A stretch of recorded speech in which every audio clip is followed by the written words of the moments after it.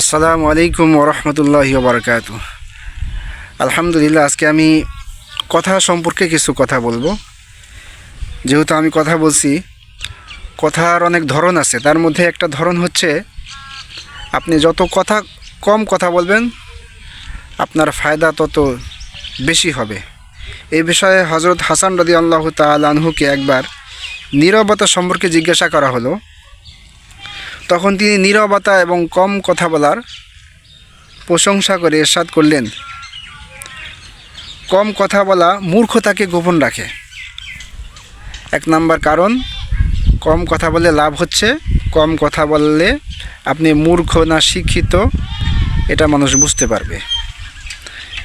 2 number হলো, কম কথা বলার দ্বারা আপনার ইজ্জত সম্মান আল্লাহ তাআলা বাড়িয়ে দেবে। কারণ শিক্ষিত যারা, তারা কিন্তু বেশি কথা বলে না, তারা কাজ বেশি করে। 3 নম্বর কারণ হলো, নীরবতা পালনকারী সব সময় শান্তিতে থাকে। কম কথা বললে আপনি দেখবেন সবার কাছে একটা আলাদা সম্মান পাবেন, ইজ্জত পাবেন। আরেকটা লাভ হলো, হাসান রাদিয়াল্লাহু তাআলা আনহু বলেন, কম কথা বলার দ্বারা তার যে সাথী আছে, তার সাথীরাও তার কাছ থেকে নিরাপদ থাকে। এছাড়াও রাসূলুল্লাহ সাল্লাল্লাহু আলাইহি সাল্লাম বলেন, রাসূলুল্লাহ সাল্লাল্লাহু আলাইহি সাল্লাম বলেছেন যে কম কথা বলার দ্বারা যে কম কথা বলে সে নাজাত পায়। মাং সমাতা নাজা, যে চুপ থাকে সে নাজাত পায়, মুক্তি পায়। এটাও প্রসিদ্ধ একটা হাদিস।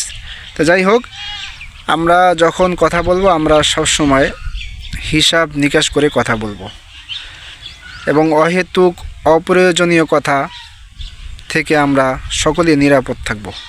নিজেও তো নিরাপদ থাকবই, বাকি যারা বন্ধুবান্ধব আছে তাদের থেকেও নিরাপদ থাকবো। আল্লাহ তাআলা আমাদের সকলকে কম কথা বলে বেশি কাজ করা তৌফিক দান করুন। আমিন। আসসালামু আলাইকুম ওয়া রাহমাতুল্লাহ।